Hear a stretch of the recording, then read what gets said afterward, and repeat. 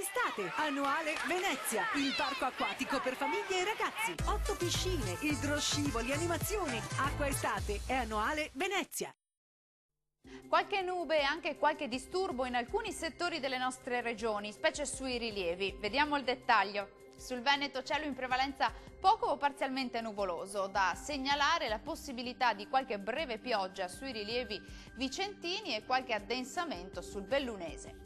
Temperature massime che risultano essere in lieve aumento e previste sui 24-31 gradi, valori minimi stazionari sui 13-19 gradi circa. Andiamo ora a vedere che tempo farà sul Friuli Venezia Giulia. Tempo stabile e soleggiato su gran parte della regione, va evidenziata tuttavia una maggiore instabilità sui settori alpini.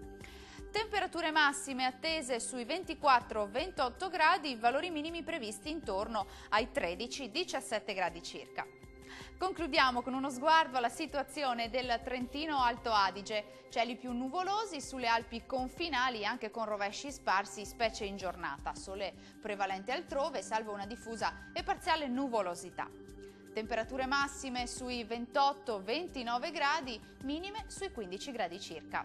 Il mare sarà quasi calmo, localmente calmo nel Golfo di Trieste, i venti deboli da est, localmente moderati nord-orientali sul Golfo di Trieste.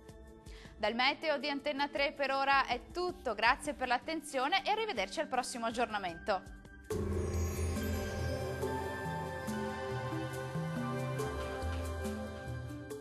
Acqua Estate, annuale Venezia, il parco acquatico per famiglie e ragazzi. 8 piscine, idroscivoli, animazioni. Acqua Estate è annuale Venezia.